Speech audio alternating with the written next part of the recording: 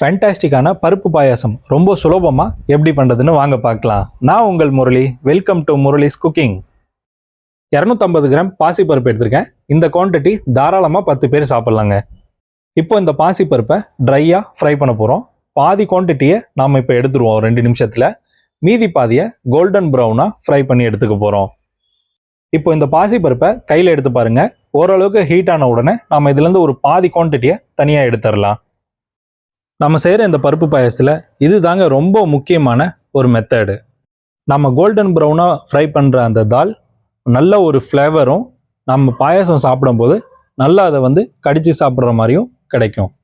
எனக்கு அப்படி வேண்டாம், எனக்கு லிக்விட் மாதிரியும் இல்லைன்னா எனக்கு ஒரு பேஸ்ட் மாதிரியும் இருக்கணும், எனக்கு கடித்து சாப்பிட்ற மாதிரி வேண்டாம் அப்படின்னு நீங்கள் நினச்சிங்கன்னா 3-4 நிமிஷத்துக்குள்ளே இதை நல்லா ஃப்ரை பண்ணிக்கோங்க. ஃப்ரை பண்ணிவிட்டு ஒரு 25 மினிட்ஸ் நீங்கள் தண்ணியில் ஊற வச்சுருங்க. அதுக்கப்புறம் ஒரு மத்துக்கோலை வச்சு நல்லா அதை மசிச்சு எடுத்துக்கோங்க. அப்படி இல்லைன்னா மிக்சி ஜாரில் போட்டு கொஞ்சமாக அரைச்சி பேஸ்ட் கண்டென்ட்டில் நீங்கள் எடுத்துக்கோங்க. நம்ம ஃப்ரை பண்ணியிருக்க முந்தால் ஒரு குவான்டிட்டியை விட இன்னொரு குவான்டிட்டி பாருங்கள் நல்லா ஃப்ரை பண்ணியிருக்கோம். இந்த மாதிரி தான் நம்ம ஃப்ரை பண்ணி எடுத்துக்கணும். இப்போ 2 பாசி பருப்பையும் தண்ணியில் ஒரு 4-5 வாட்டி நல்லா அலசிக்கோங்க. அதுலேருந்து உங்களுக்கு டஸ்ட்டு வரும். நல்லா அலசிட்டு கிளியராக இருக்கும்போது தனியாக அதை எடுத்து வச்சுக்கோங்க. ஒரு பேனில் 150 மில்லி தண்ணி ஆட் பண்ணிக்கோங்க. தண்ணி நல்லா கொதிச்சு வரும்போது 400 கிராம் வெல்லத்தை இது கூட ஆட் பண்ணிக்கோங்க. வெல்லம் நல்லா கரைஞ்சி கொதிக்கிட்டோம். ஒரு 4-5 நிமிஷம் நல்லா சூடு பண்ணிக்கோங்க. அதுக்கப்புறம் இதை ஆற வச்சுட்டு நல்லா வடிகட்டி தனியாக எடுத்து வச்சுக்கோங்க. ஏன்னா வெல்லத்தில் சின்ன சின்ன கல்லுங்க இருக்கும் சம்டைம். அதை நம்ம எடுக்கிறதுக்கு தான் நம்ம இப்படி பண்ணுறோம். ரொம்பவும் கொதிக்க விட்டு வெள்ளை பாகு மாதிரி பண்ணிடாதீங்க. கேர்ஃபுல்லாக ஒரு லிக்விட் ஃபார்ம்லேயே எடுத்துக்கோங்க. நிறைய பேர் இந்த வீடியோ பார்க்குறீங்க. இந்த வீடியோ பிடிச்சிருந்தா கண்டிப்பாக சப்ஸ்கிரைப் பண்ணுங்கள். நீங்கள் என்ன மனசில் நினைக்கிறீங்கன்ட்டு கீழே கமெண்ட் பண்ணுங்கள். அப்போ தான் நான் அடுத்தடுத்த வீடியோ போடுறதுக்கு எனக்கு கொஞ்சம் மோட்டிவேஷனாக இருக்கும்.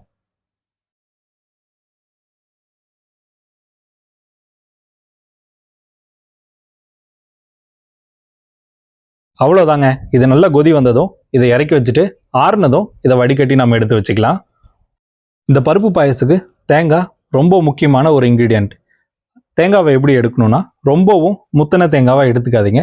அதை நம்ம அரைச்சி நம்ம பால் எடுக்கும்போது அதுலேருந்து உங்களுக்கு நல்ல பால் கிடைக்காது. கொஞ்சம் இலசா இருக்க மாதிரி தேங்காவை எடுத்து சூஸ் பண்ணி அரைச்சி ஒரு துணியில் இந்த மாதிரி நல்லா புழிஞ்சு திக்கான ஒரு பாலை எடுத்துக்கோங்க. நான் இதுக்கு 2 தேங்காய் எடுத்திருக்கேன். மொத்தமாக நமக்கு ஒரு 500 ml தேங்காய் பால் வேணும்.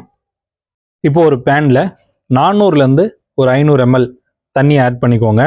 தண்ணி நல்லா கொதி வந்ததுக்கப்புறம் நம்ம கழுவி வச்சுருக்கோம் இல்லைங்களா பாசி பருப்பு, அந்த பருப்பை ஆட் பண்ணிக்கோங்க.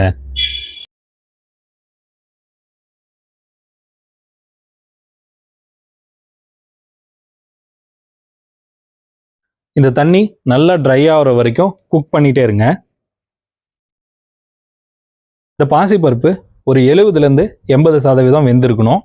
சப்போஸ் உங்களுக்கு அது வேகலை அப்படின்னு உங்களுக்கு சந்தேகமாக இருந்ததுன்னா தனியாக ஒரு பேனில் தண்ணி ஆட் பண்ணி அது நல்லா கொதி வந்ததுக்கப்புறம் இது கூட ஆட் பண்ணிக்கோங்க. பச்சை தண்ணியை ஆட் பண்ணிடாதீங்க.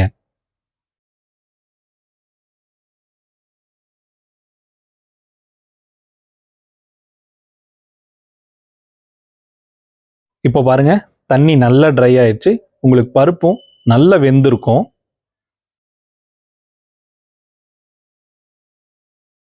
ஒரு டைமுக்கு 2 டைம் நல்லா வெந்திருக்கான்னு செக் பண்ணிக்கோங்க.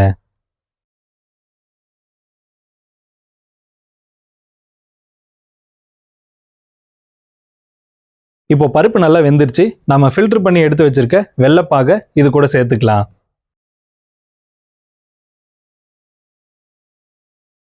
அடி பிடிச்சிடாம கவனமாக பார்த்துட்டு கிளறிட்டே இருங்க. வெள்ளைப்பாகை ஆட் பண்ணோன்னே இன்னும் கொஞ்சம் லூஸ் ஆயிரும். பரவாயில்ல, குக் பண்ணிட்டே இருங்க.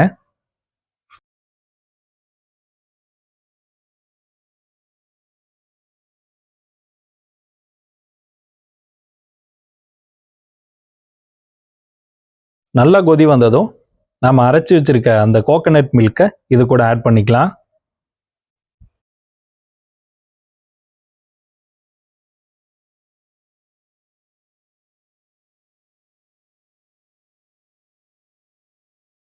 ஒரு கொதி வந்ததும் ஒரு ஸ்பூனில் டேஸ்ட் பண்ணி பாருங்கள். உங்களுக்கு அந்த சுகர் போதும் அப்படின்னு நினச்சிங்கன்னா விட்டுருங்க. அப்படி இல்லை எனக்கு சுகர் பத்தலை அப்படின்னு தோணுச்சுன்னா மறுபடியும் கொஞ்சமாக வெல்லம் எடுத்து ஹாட் வாட்டரில் அதை மிக்ஸ் பண்ணி மறுபடியும் இது கூட ஆட் பண்ணிக்கோங்க. ஒன்றும் தப்பு இல்லை. நான் சொல்லியிருக்க வெல்லத்தோட குவான்டிட்டி கண்டிப்பாக நல்ல ஸ்வீட்னஸ் கொடுக்கும். இல்லை எனக்கு அவ்வளோ ஸ்வீட் வேண்டாம், எனக்கு இன்னும் கொஞ்சம் கம்மியாக இருக்கணும்னா ஒரு 50 கிராம் வெல்லத்தை நீங்கள் கம்மி பண்ணிக்கோங்க. இப்போ ஒரு கப்பில் தேவையான அளவு நெய் ஊற்றிக்கோங்க. அதில் முந்திரி திராட்சையை போட்டு நல்ல ஒரு கோல்டன் ப்ரௌனாக வர வரைக்கும் ஃப்ரை பண்ணி அந்த தாளிப்பை நம்ம செஞ்சு வச்சுருக்க பாயாசத்தில் மேலே கொட்டிடுங்க. இந்த டைமில் ஒரு ஸ்பூன் ஏலக்காய் பவுடரை ஆட் பண்ணிக்கோங்க. ஏலக்காய் பவுடர் கடைசியாக ஆட் பண்ணிக்கோங்க. அப்போ தான் உங்களுக்கு அந்த ஃப்ளேவர் கிடைக்கும். நீங்கள் ஆரம்பத்திலே ஆட் பண்ணிட்டீங்கன்னா உங்களுக்கு அது நிறைய குக் ஆயிரும். அப்போ வந்து ஃப்ளேவர் கம்மியாக இருக்க மாதிரி இருக்கும். அவ்வளோதாங்க, பைத்தம்பருப்புன்னு சொல்லக்கூடிய பாசிப்பருப்பு பாயாசம் ரொம்ப சுலபமாகவும் ரொம்ப டேஸ்ட்டாகவும் எப்படி செய்யறதுன்னு நம்ம இந்த வீடியோவில் தெளிவாக பார்த்தோம்.